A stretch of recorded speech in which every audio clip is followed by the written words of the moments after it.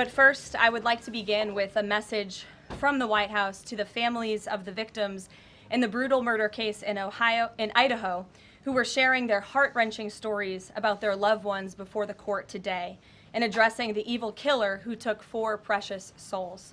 We are so sorry for the grief and the pain you have experienced at the hands of such a vicious and evil killer. Our nation grieves with you, and we will never forget the precious souls who were lost in this horrific act of evil.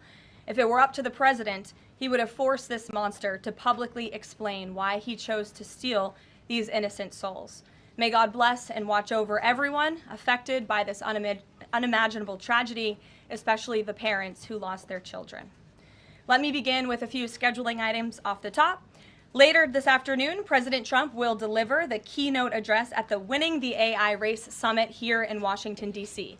President Trump believes it is non-negotiable that the United States wins the AI race, which is why today, President Trump will announce a bold and comprehensive AI action plan to sustain and enhance America's global AI dominance. Under President Trump's leadership, our country will lead the world in AI to secure a brighter future for all Americans, massively grow our economy, and protect our national security. The president will also sign 3 executive orders at the event this afternoon. On Friday morning, President Trump will travel to Scotland for a working visit that will include a bilateral meeting with Prime Minister Starmer to refine the historic US-UK trade deal. On the topic of trade, yesterday, President Trump accomplished something no other president has ever achieved. The president secured and announced 3 major trade deals with the Philippines, Indonesia, and Japan, all in one day. President Trump is finally putting a stop to our country getting ripped off. As a result of the president's successful negotiating tactics, many foreign markets are now being opened to American industries for the very first time, and harmful trade barriers are being broken down. Thanks to President Trump, these countries around the world are agreeing to open their markets to American-made products and goods for the first time, which will lead to a boom in sales and profits right here at home. As President Trump said, he will only lower tariff rates if a country agrees to open their market to American-made products. If not, they will continue to face tariffs and pay a steep price to do business in the United States of America, which remains the best market on the face of the planet. Also this week, the president officially marked 6 months here at the White House. He made big promises to the American people on the campaign trail last year, and he has unquestionably delivered on those promises in record time. The president has defeated the Biden inflation crisis to make America affordable again. Core inflation is currently at its lowest level in 4 years, and prices for everyday goods are falling. The president's pro-growth policies have fueled massive job growth across our country. Since the president has taken office, our economy has added nearly 700,000 new jobs, with native-born American workers accounting for all job gains. The president has put the economic needs of families and of workers first. He signed the largest tax cuts for the middle class in American history, including no tax on tips, overtime, and Social Security. We have also seen the president unquestionably deliver on his promise to secure our southern border. He has ended Biden's illegal alien invasion, and for 2 months in a row, 0 illegal aliens were released into our country. The president has also, as you all know, initiated the largest mass deportation campaign in American history. The president has also restored law and order to make America safe again, another campaign promise he vowed to the American public. The United States of America is currently on track for its lowest murder rate on record, following this shift from the last administration to the Trump administration. The president has also ended Joe Biden's reckless war on American energy. U.S. oil and natural gas production are now surging, and summer gas prices reached their lowest level since 2021. The president has also rebuilt our military, another campaign promise. He just signed the largest military investment in decades to modernize our armed forces with cutting-edge technology to replenish our stockpiles and provide American troops with the best equipment in the world. The U.S. Army, Navy, Air Force, and Space Force have all reached their recruitment goals months in advance. The president has restored America's standing on the world stage, brought back peace through strength, and brokered numerous peace agreements to end wars. Again, all of this in just 6 months. He obliterated Iran's nuclear program to end the war between Israel and Iran, got NATO members to raise their defense spending to 5% of GDP, and secured a ceasefire between India and Pakistan, as well as brokering a historic agreement between Rwanda and the Democratic Republic of the Congo. The president has already received 3 different Nobel Peace Prize nominations for his peacemaking efforts. Again, all of this progress, all of these accomplishments have occurred in just 6 months. We are truly just getting started, and we look forward to working with all of you for the next 3.5 years. On another matter, over the past few days, Director of National Intelligence Tulsi Gabbard has unveiled shocking new evidence that former President Barack Obama and top aides in the Obama administration conspired to subvert President Trump's 2016 election victory and undermine the democratic will of the American people. While publicly pretending to engage in a peaceful transfer of power, in private, former President Obama went to great and nefarious lengths to try to sow discord among the public and sabotage his successor, President Trump. The new evidence released by the Director of National Intelligence, who is here with me today, confirms that the Obama administration manufactured politicized intelligence, which was later used as the justification for baseless smears against President Trump in an effort to try to delegitimize his victory before he even took the oath of office. The truth is that President Trump never had anything to do with Russia, and the Russia collusion hoax was a massive fraud perpetuated on the American people from the very beginning. And the worst part of this is Obama knew that truth, and so did all of the other corrupt officials involved in this scam, including former CIA Director John Brennan, former Director of National Intelligence James Clapper, former FBI Director James Comey, former Deputy Director Andrew McCabe, and many others. Director of National Intelligence Gabbard's report further confirms what we already knew. There was no collusion, no corruption, except on the part of Barack Obama and the weaponized intelligence agencies at the time. The Russia hoax was a blatant lie, all ginned up by Democrat political operatives that were signed off on by then President Obama and leaked to the news media to launch a years-long witch hunt against President Trump and his first administration. Allies of the president, including his own son, Donald Trump Jr., were disgustingly smeared as Russian assets, and some even had their lives destroyed because of this vicious lie. The president's first 2 years in office had this fake distraction hanging over it, and endless resources, time, and political capital were spent having to debunk these lies from the highest levels of our government. Now, nearly 10 years later, thanks to the declassification of documents by Director Gabbard, the truth has finally come to light. And this truth vindicates President Trump, his family, and his many allies and associates who were smeared with defamatory lies. President Trump was right from the beginning about all of this, and we are grateful that justice can be served. Now, we have even more damning evidence implicating those who tried to sabotage a duly elected president and did grave material harm to our republic. Thanks to additional important work done by CIA Director Ratcliffe, Committee Chairman Rick Crawford over the past few months, a newly declassified 2020 report prepared by the House Permanent Select Committee on Intelligence, which DNI Director Gabbard has declassified, found that the intel community did not have any direct information that Russian President Vladimir Putin wanted to help elect President Trump in 2016. And in fact, Russia was actively preparing for a Hillary Clinton victory. But at the unusual direction of Barack Obama at the time, the intel community published implausible intelligence suggesting otherwise. Why? To sabotage the incoming president. This is truly one of the greatest political scandals in American history. And reporters at legacy outlets, some of which are sitting in this room today, like the New York Times and the Washington Post, were ridiculously awarded Pulitzer Prizes for their perpetuation of this hoax. It's well past time for those awards to be stripped from the journalists who receive them. It is not journalism to propagate political disinformation in service of the Democrat Party and those in the intelligence community who hand over out of context and fake intelligence to push a false political narrative. I will now pass it over to the Director of National Intelligence, Tulsi Gabbard, to speak more about all of this, and then we will open it up for questions afterwards. Tulsi, thank you for being here. Thank you very much. Good afternoon. at President Trump's direction and with the support and coordination of the House Intelligence Committee Chairman Rick Crawford, today we've released a declassified Oversight Majority Staff report that was produced in September of 2020.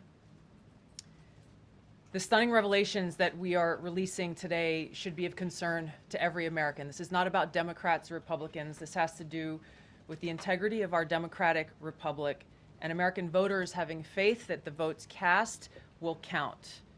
There is irrefutable evidence that detail how President Obama and his national security team directed the creation of an intelligence community assessment that they knew was false. They knew it would promote this contrived narrative that Russia interfered in the 2016 election to help President Trump win, selling it to the American people as though it were true. It wasn't. The report that we released today shows in great detail how they carried this out.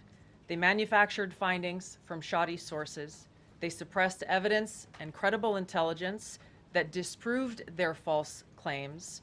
They disobeyed traditional tradecraft intelligence community standards and withheld the truth from the American people. In doing so, they conspired to subvert the will of the American people who elected Donald Trump in that election in November of 2016.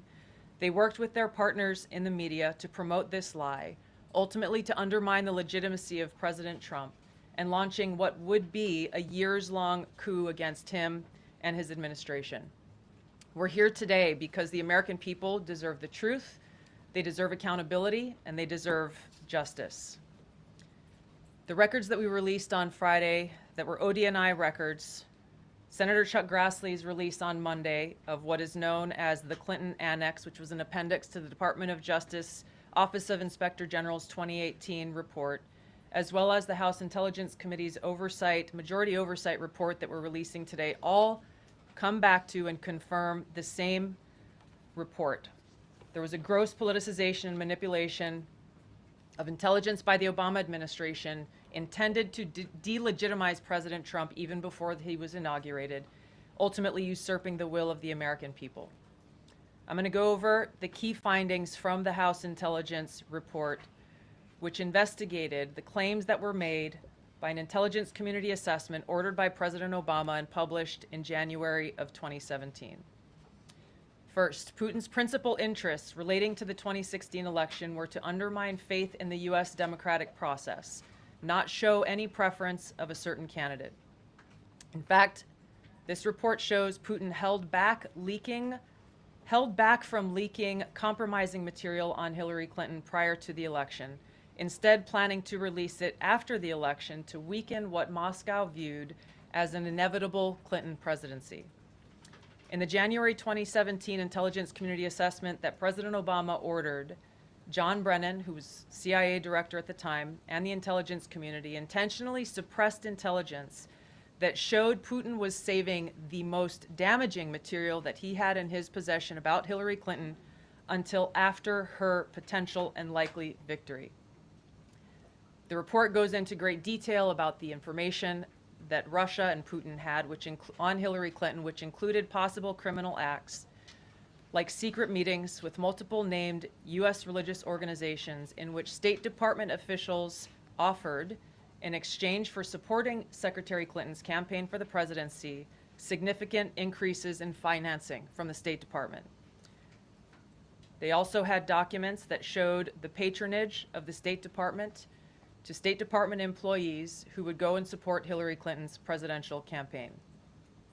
There were high-level DNC emails that detailed evidence of Hillary's, quote, psycho-emotional problems, uncontrolled fits of anger, aggression, and cheerfulness, and that then Secretary Clinton was allegedly on a daily regimen of heavy tranquilizers. Then CIA Director Brennan and the intelligence community mischaracterized intelligence and relied on dubious substandard sources to create a contrived false narrative that Putin developed a quote-unquote clear preference for Trump. Brennan and the IC misled lawmakers by referencing the debunked Steele dossier to assess quote-unquote Russia's plans and intentions, falsely suggesting that this dossier had intelligence value when he knew that it was discredited. The intelligence community excluded significant intelligence and ignored or selectively quoted reliable intelligence that contradicted the intelligence community assessment's key findings for Trump. Including this intelligence reporting would have exposed the ICA's claim as implausible, if not ridiculous. The intelligence community assessment omitted reliably sourced information, such as how some Russian intelligence officials were quote-unquote planning for candidate Hillary Clinton's victory, while others assessed neither Trump nor Clinton would respect Russia's interests. As was reflected in the ODNI documents that we released on Friday, multiple intelligence community assessments released in the months leading up to the November 2016 election concluded that Russia had neither the intent nor capability to impact the outcome of the US election. On December 5th of 2016, the FBI and ODNI gave the House Intelligence Committee its first post-election classified briefing, in which there was no mention of Putin aspiring to elect Trump by either agency.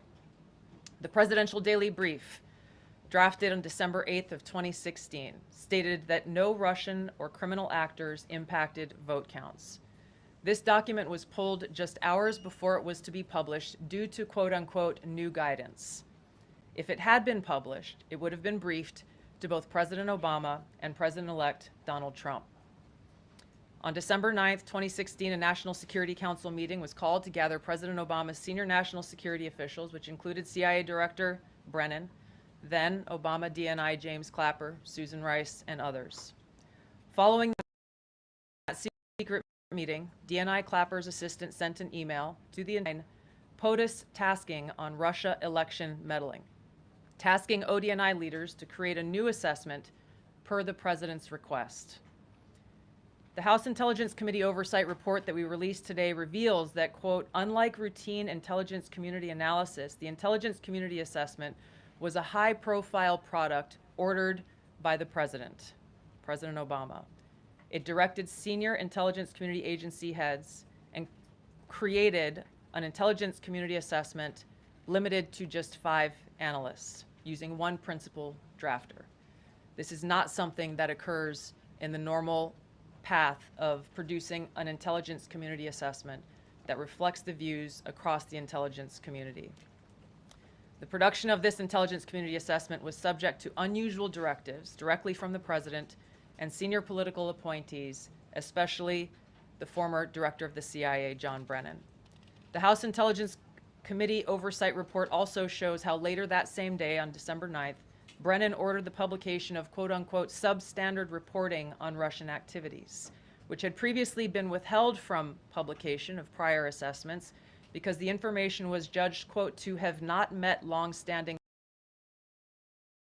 Some of the information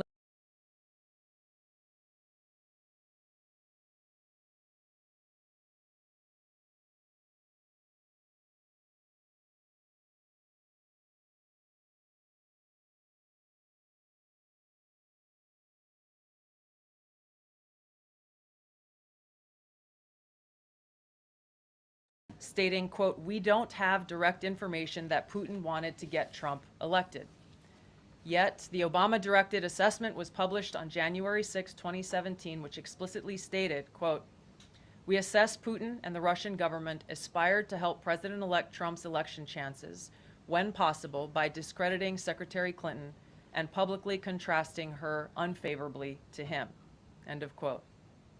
The CIA and FBI, then led by John Brennan and James Comey, expressed high confidence in this judgment, while the NSA expressed moderate confidence. Yet, as the report we released today shows, the ICA, the Intelligence Community Assessment, did not cite any report where Putin indicated helping Trump win was an objective. The opposite is true. With regards to the Steele dossier, we now know that one of the source documents that the Obama administration used in the creation of this intelligence assessment in January of 2017 was none other than the discredited, unverified Steele dossier. The House Intel report states, quote, contradicting public claims by then CIA Director Brennan that the dossier was not in any way incorporated into this intelligence assessment. The dossier was referenced in the intelligence assessment's main body text and further detailed in a 2-page assessment annex.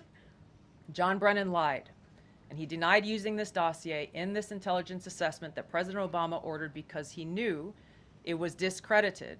It was a politically motivated, manufactured document. He directed senior CIA officials to use it anyway. CIA officer told the House Intelligence Committee staff as they investigated this, quote, "The director of the CIA, John Brennan, refused to remove it, and when confronted with the dossier's many flaws, responded, quote, 'Yes, but doesn't it ring true?'" Even the bipartisan Senate Select Committee on Intelligence report published in 2020 criticized the FBI's handling of the Steele dossier, noting its completely unverified nature and purposeful sidestepping of intelligence community procedures in its use. Now, President Obama, Hillary Clinton, John Brennan, James Clapper, James Comey, and others, including their mouthpieces in the media, knowingly lied as they repeated the contrived narrative that was created in this January 2017 intelligence community assessment with high confidence as though it were fact. John Brennan, as CIA director, stated in a memo to his agency staff in December of 2016, saying, quote, "There is strong consensus among us on the scope, nature, and intent of Russian interference in our presidential election." This was reported by NBC News, confirming that Brennan, along with James Clapper and James Comey, agreed with the CIA's assessment that Russia intervened to help Trump win the presidency. As Obama's Director of National Intelligence, James Clapper was tasked with overseeing the creation of this assessment in January of 2017 by President Obama, and he expressed confidence in its findings. In a 2018 interview with the Harvard Gazette, he talked about how he provided Trump with the same classified assessment that President Obama received, which included the high confidence judgment that Putin directly ordered the hacking and election interference. Clapper then went on to add, "I think they, the Russians, actually influenced the outcome." This is a brief summary of the details that you'll find within the House Majority Staff's report in their investigation into the Obama-directed January 2017 Intelligence Community Assessment.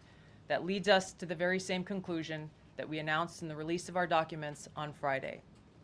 The implications of this are far-reaching and have to do with the integrity of our democratic republic. It has to do with an outgoing president taking action to manufacture intelligence, to undermine and usurp the will of the American people in that election, and launch what would be a years-long coup against the incoming President of the United States, Donald Trump. Thank you. Well, thank you, Tulsi. And we do want to take questions on this topic while the director has time for this topic. She will leave. I'm happy to take questions on other matters after that. But if anyone has questions for Director Gabbard, you're welcome to ask them. We'll start with our new media seat as always. Emily, go ahead. Thank you. And Director Gabbard, this one is for you. Do you believe that any of this new information implicates former President Obama in criminal behavior? We have referred and will continue to refer all of these documents to the Department of Justice and the FBI to investigate the criminal implications of this. For even former The President evidence, Obama? correct. The evidence that we have found and that we have released directly point to President Obama leading the manufacturing of this intelligence assessment. There are multiple pieces of evidence and intelligence that confirm that fact. Ed, go ahead. Director Gabbard, thank you. So just two questions, but to begin on that. The President yesterday, you've inferred that the former President helped lead a coup. Based on what you now see, do you believe President Obama is guilty of treason? I'm leaving the criminal charges to the Department of Justice. I am not an attorney, but as I've said previously, when you look at the intent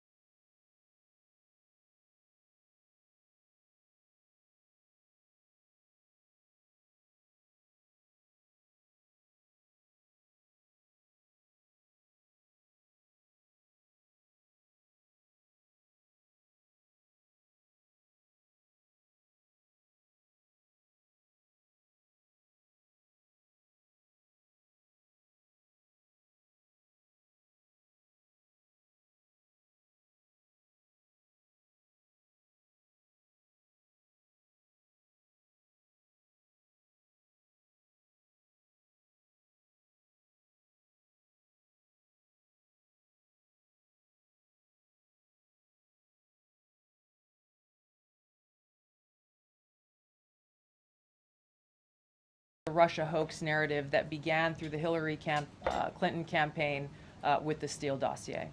One more, maybe either for you or Caroline. The president said yesterday that Obama committed treason. Do you or the White House believe that the Supreme Court's immunity decision protects Obama from prosecution? Look, I can speak to the president's feelings on this matter. He spoke to all of you yesterday in the Oval Office, but I also spoke to him about this morning. And he wants to see all those who perpetuated this fraud against our country, who betrayed our country and the Constitution, to be thoroughly investigated and held accountable. And it's been 10 years of this. And I would just add, based on everything the director has said and declassified, all of you in this room should go through it and take a look at this report and review the intelligence, because unfortunately that hasn't happened. And many of the people who perpetuated this hoax, Clapper, Andy McCabe, James Comey, and many others, have been hired by major networks in this room to go on television and continue to spew these lies, knowing that they are lies. And if you all recall, just flashback to 2016 and the years after, the entire Trump 1 presidency was embroiled in this scandal that was perpetuated by the Democrat Party. And you had major Democrat Party officials in this city, namely Adam Schiff, Hillary Clinton, Elizabeth Warren, who went on television and told the American people Donald Trump is an asset of Russia. It was a lie. They always knew it. Hillary Clinton herself said that President Trump would be a puppet for Putin. Senator Tim Kaine at the time called President Trump Vladimir Putin's defense lawyer. Adam Schiff stated, and one of the worst things a lawmaker can do is to tell the American people, I know something you don't know, it's just classified and I can't tell you. And that's what he said. I can tell you that the case is more than that. I can't go into the particulars, but there is more than circumstantial evidence now. And not enough people in this room, not enough journalists in this country pushed Adam Schiff to say, what are you talking about? What evidence do you have? Everybody just ran with the lies, and it led to impeachments. It led to the division of our country. Unfortunately, so many Americans, from listening to outlets in this room, believed in these lies. And it's a complete scam, and it's a scandal, and the president wants to see accountability for that. Phil. Thank you. Question for Director Gabbard. A spokesperson for former President Obama said in a statement earlier this week, quote, nothing in the documents issued last week undercuts the widely accepted conclusion that Russia worked to influence the 2016 election but did not successfully manipulate any votes. How do you respond to critics like former President Obama and also others on the Hill who say that the administration is conflating apples and oranges here, conflating allegations of actual hacking of voter machines and allegations of interference generally? I think it's a disservice to the American people that former President Obama's office and others who are criticizing the transparency that is being delivered by releasing these documents. They are doing a disservice to the American people and trying to deflect away from their culpability in what is a historic scandal and negative action towards the American people and our democratic republic. The answer to that statement can very clearly be found throughout all of the documents that we have released. Again, showing that Russia has took action to try to sow discord in the election, but showed no preference for or against any singular candidate. You've long been an opponent of weaponization in government. How do you respond to criticism that referring Obama administration officials and even potentially the former president is just more weaponization and this is a potential race to the bottom? I think that's a very disrespectful attack on the American people who deserve the truth. They deserve to have faith and trust in the integrity of our democratic republic, which has been undermined by President Obama through his direction of this manufactured fake intelligence document, knowing that it was filled with lies and knowing that it would and could then be used for all of the actions that came after. Caroline, and I would just add, there needs to be accountability for that weaponization, Phil, that we've seen. And no one has been a victim of the weaponized government more than than President Trump, not just because of this political scandal. You all recall his house was raided. So I think, it's very disingenuous for people to say, how dare they speak of former President Obama about this based on evidence and based on intelligence, when the former President of the United States, Donald Trump's home was raided, when he was forced to sit in a Manhattan courtroom and many other courtrooms across the country for crimes he never committed, when he was impeached and indicted, and the entire country witnessed that. That's the weaponization of justice. Now the president is back because the American people see the truth. Nearly 80 million Americans reelected him back to this office, and he believes that we need to have justice and accountability. And I think the nearly 80 million Americans who reelected him agree with that. Caitlin. Thank you, Caroline. Two questions for Director Gabbard, just on this. Director Gabbard, you referenced the past intelligence reports and assessments on this, including that 2017 one that was signed off, as Ed noted, by every Republican on the Senate Intelligence Community, including the acting chair of the time, now Secretary of State Marco Rubio, who said in a statement that they did not find any evidence of Russian collusion, but they did find, however, is very troubling, and they found irrefutable evidence of Russian meddling. One, are you saying that he's wrong in that statement that he made then? And secondly, what would you say to people who believe that you're only releasing these documents now to improve your standing with the president after he said that your intelligence assessments were wrong? Well, first I want to correct something that you stated, which was citing the Senate Intelligence Committee's report as being one and the same. I think you said the intelligence community. The Senate Intelligence Committee has a very different function than the Office of the Director of National Intelligence. The evidence and the intelligence that has been declassified and released is irrefutable. I'm going to let Caroline speak to Secretary Rubio. I'll speak to both questions. First, on Secretary Rubio, he put out a statement in 2020 following that Senate Intelligence Committee report, and he said what they found is troubling. We found irrefutable evidence of Russian meddling, which the Director of National Intelligence just confirmed for all of you, that Russia was trying to sow distrust and chaos. But what's the outrage in this that Secretary Rubio did not say at the time, the Democrats were saying at the time, is the fact that the intelligence community was concocting this narrative that the president colluded with the Russians, that the president's son was holding secret meetings with the Russians, all of these lies that were never true. And he also said at that time, we discovered deeply troubling actions taken by the FBI under Comey, particularly their acceptance and willingness to rely on the Steele dossier without verifying its methodology or sourcing. The Steele dossier that many outlets in this room ran as the gospel truth, and it was cooked up and paid for by the Clinton campaign. As for your second question, Caitlin, I think, who is saying that she would release this to try to boost her standing with the president? Who has said that? Well, the president has publicly undermined her when it came to Iran. He said she was wrong. He told me that she didn't know what she was talking about. That was on Air Force One on camera. The only people who are suggesting that the Director of National Intelligence would release evidence to try to boost her standing with the president are the people in this room who constantly try to sow distrust and chaos amongst the president's cabinet, and it is not working. I will just answer your question directly. I am with the President of the United States every day. He has the utmost confidence in Director Gabbard. He always has. He continues to, and that is true of his entire cabinet, who is all working as one team to deliver on the promises this president made. Does anyone else have questions for Director Gabbard? And then we'll turn it over to a couple other questions. Christian, go ahead. Yeah, thank you. Director Gabbard, two follow-ups on questions that had been asked. You mentioned the previous DNIs during the president's first term. One of them reports to you right now, if I'm not mistaken, John Ratcliffe. So have you not spoken to him about why this information was not declassified during the first term? He was in that position for a very short period of time. The work that began back then, we have picked up and absolutely completed. We are continuing to investigate this. Additional whistleblowers are now coming forward because they see an opportunity for the truth to come to light.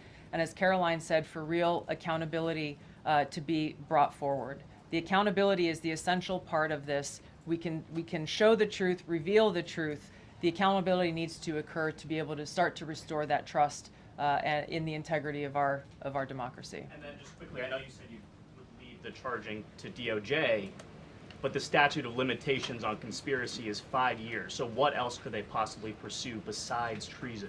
I think that's a great question for Attorney General Pam Bondi. We're providing all of the evidence, all of the intelligence that we have, both redacted and unredacted versions, referring it to the Department of Justice and the FBI. We'll take one more. Charlie, go ahead. How credible was the information about Hillary Clinton's powerful the report said that it was from sourced from the DNC. Have you seen that information, or do you think that maybe Russia was overemphasizing what they had?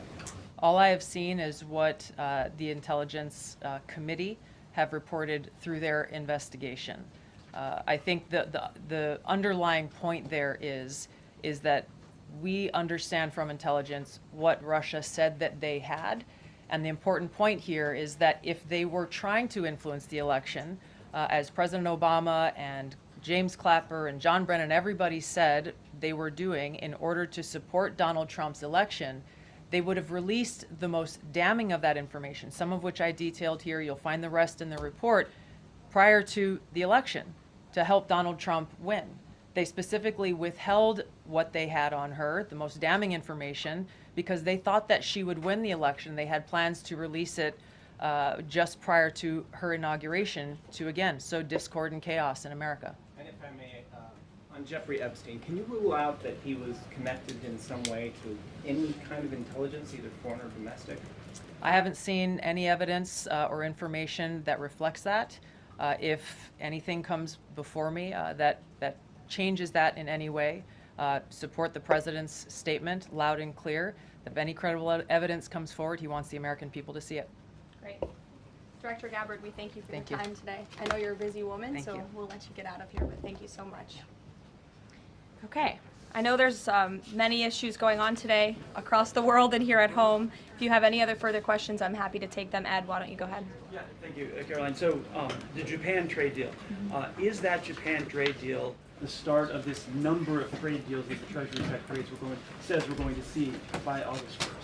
I think it is. I mean, as you said, we had Japan yesterday. We also had Indonesia, and we had the Philippines as well. The president announcing all three. He came in as the closer in all three of those. I've said many times from this podium that the president's trade team has been in active talks and discussions with many countries around the world, and you've all been anxiously awaiting what those countries were. Now you know three of them, and there's many, many more to go. We have now sent 25 letters to countries around the world. But just to reiterate this Japan deal, for those at home who may have missed it, Japan will now pay a 15% tariff versus the reciprocal rate of 24% that they initially had. Auto and auto parts tariffs have been reduced to 15%, but the centerpiece of this deal now is the president got Japan to commit to $550 billion in investments to revitalize American industries. And these funds will be spent at President Trump's discretion and direction into key industries such as energy, semiconductors, critical minerals, pharmaceuticals, and shipbuilding. And the U.S. will retain 90% of the profits from any investments made by this $550 billion fund. This was originally a $400 billion investment that President Trump then negotiated to an increase of $150 billion, making it a $550 billion deal for the American people. And I just want to emphasize, Ed, I see you have a follow-up, but it's very important. Japan has agreed to open their markets to many very key sectors and American-made products that have really faced very strict tariff and non-tariff barriers prior. So thanks to the president, Japan's markets will now be open to American-made products and goods. This is big news for our tech companies and our farmers as well. On Monday, the Treasury Secretary is going to Stockholm to talk to the Chinese delegation. What does the president hope to get out of that meeting? Are there deliverables? I won't speak to any deliverables or set expectations. I'll let the Secretary of Treasury do that. But I did speak to him yesterday about his upcoming trip, and he looks forward to continuing discussions with his Chinese counterparts. The president has ensured that we have a good continuing working relationship with China that benefits the United States. And so the Secretary of Treasury will be obviously discussing those key matters, but I'll let him set the expectations. One more, if I may. Sure. Given what the DNI just said and laid out, does President Trump believe that President Obama should go to jail for something? Look, the president believes that this matter needs to be thoroughly investigated, and anyone convicted of crime should be held accountable in this country. Go ahead. Special Envoy Wickoff is headed overseas again. Good to see you, Olivia. Good to I haven't see seen you. you since the campaign trail. It's good to see you. He's headed back overseas. Can you give us a sense of what the marching orders are to some of the people he'll be meeting with, and specifically as it relates to Gaza and ongoing talks there? Yes, Special Envoy Wickoff is headed to Europe, where he will meet with key leaders from the Middle East to discuss the ongoing ceasefire proposal to end this conflict in Gaza and to release the hostages. These are very sensitive negotiations that are currently taking place. I spoke to Special Envoy Witkoff last night about them. I will let him speak further on the matter, but the President and Special Envoy Witkoff has made the administration's goals clear. We want this ceasefire to happen as soon as possible, and we want these hostages to be released. Go ahead. Caroline, a Florida federal judge has refused to allow the Epstein grand jury materials to be released. Does the President want the administration or Department of Justice to appeal that ruling? That was just breaking as the director and I were coming out here, so I haven't had a chance to talk to the President about it. I understand there are 2 other requests from the Department of Justice that are ongoing, but I'll let this President speak to whether he wants to see an appeal in the Department of Justice. I'm sure can give you a statement on that as well. And is he supportive of the effort to talk to Ghislaine Maxwell? I know that Todd Blanchard mentioned that earlier this week. The President spoke to this yesterday, and he said he thinks it's an appropriate idea. Kelly.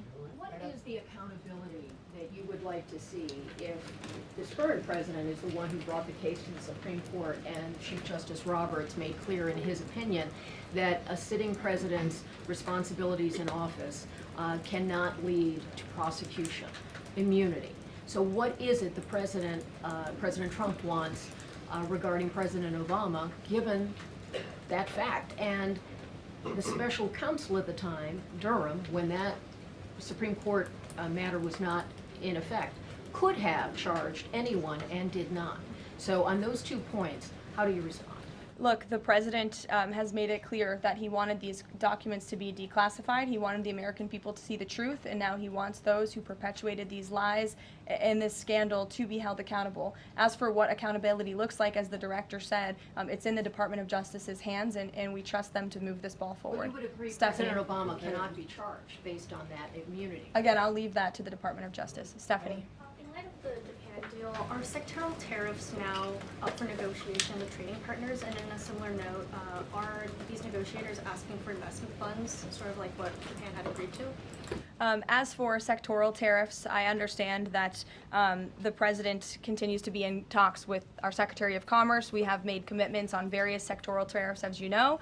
The Department of Commerce has initiated studies to then move forward with implementing those sectoral tariffs. So I would defer you to them for further comment. Meredith.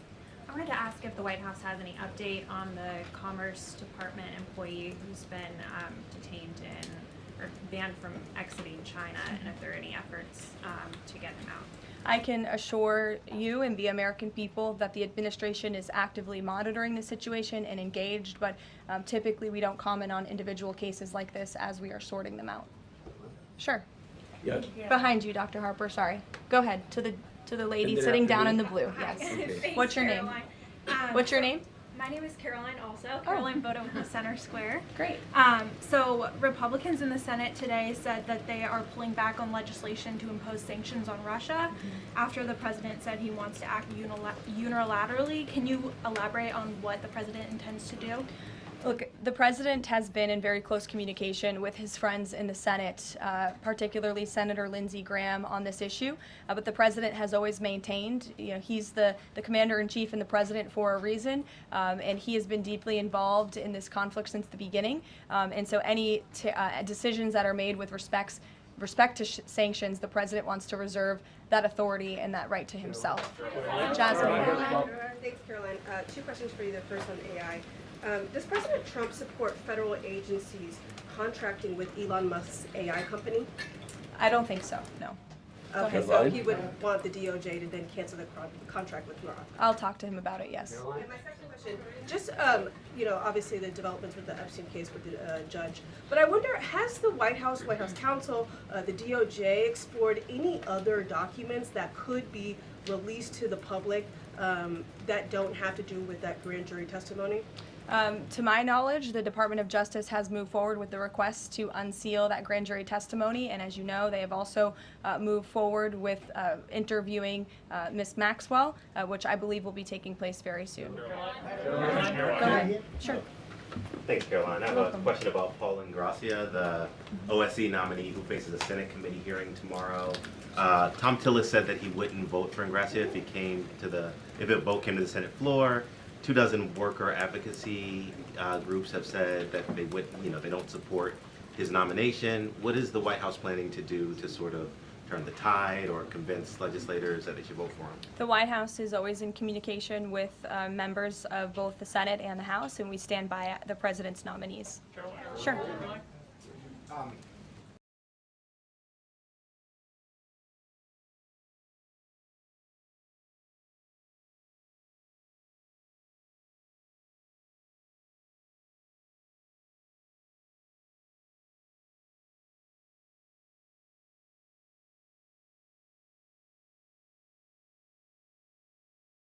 So Fannie Willis and Jack Smith separately, they both charged President Trump with conspiracy to defraud the United States and a conspiracy to overturn the 2020 election.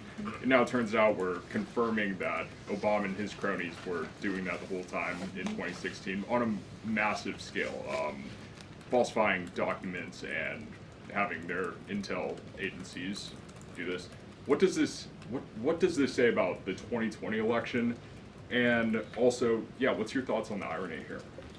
There is a lot of irony, especially for the party of the Democrat Party, who claims to be for democracy. We often heard throughout the 2024 campaign they were calling this president a threat to democracy. And now I think the declassification of all of these documents proves that they were indeed the true threat to democracy. And as I said repeatedly today, there needs to be justice and accountability for that. You all will hear directly from the president later this afternoon at the AI Summit here in Washington, D.C., scheduled to speak later in a few hours. So we will see you all there. Thank you very much.